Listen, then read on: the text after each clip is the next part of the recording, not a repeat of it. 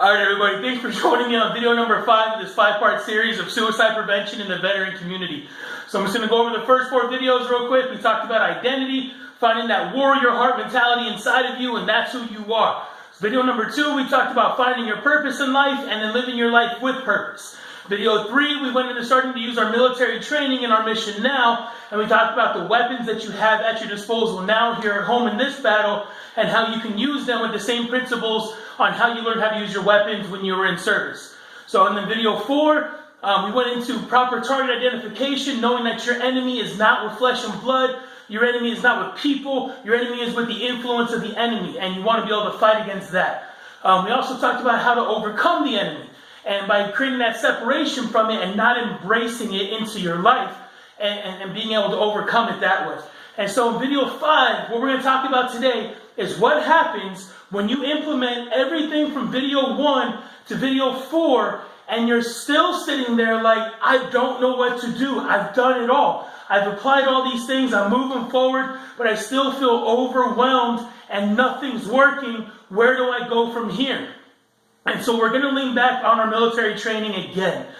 Right, so when we're in the military, when we go out, when we're in combat, or we're in any kind of a situation where things get overwhelming, we'll see you're in a combat situation and you're taking fire and things are going crazy and it's overwhelming and you just can't, like, how are we going to handle this situation? What do? You call for support.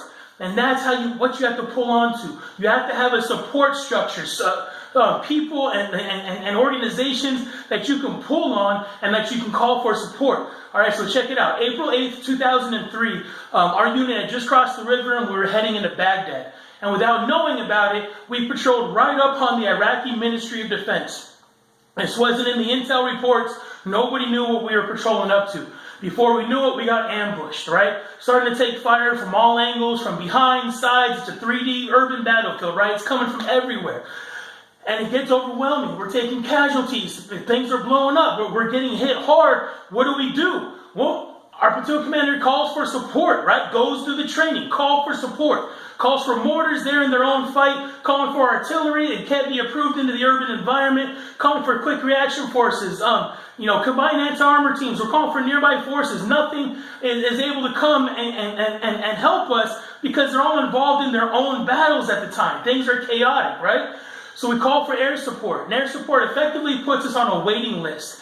And the order that comes through the radio that gets passed along was 3 words, right? Hold your position. We knew it was coming. We put in the call, and we were told, hold your position. And that's all we could do in the moment. We were fighting as hard as we could, but we knew in that moment we had to hold our position, and we knew that help was coming. And we had to hold it no matter what. And that's the mentality I need you to take in life now, right? When things are overwhelming, when everything's coming at you, you lost your job, your wife left you, your dog died, your car got repoed, you just got out of jail, or you're in jail. Whatever the case may be, when everything was falling apart around you, put out the call for help, call for support. Reach out to every means available, including 911. Just anything, right?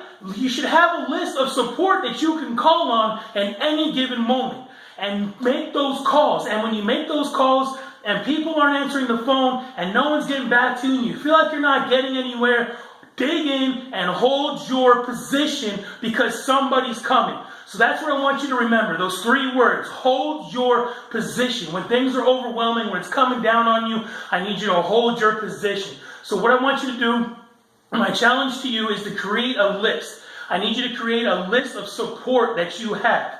This is going to be people, organizations, it doesn't matter. Even Facebook groups that you can get on and post in, Twitter, it doesn't matter. Make a list of support that you can reach out to, that you can call on. That way when you're in that situation, when you're overwhelmed, you can revert back to your training, call for support, and hold your position. So that's what I need you to do. And that's what the hashtag hype is all about. I'm hyped to bring you this message, HYP, hold your position. That's what I need you to remember. Just be hyped about what you're doing. Be hyped about this mission, about implementing videos 1 through 4, all the principles that we've talked about. And in the end, if it's all still falling apart, put out that call and hold your position.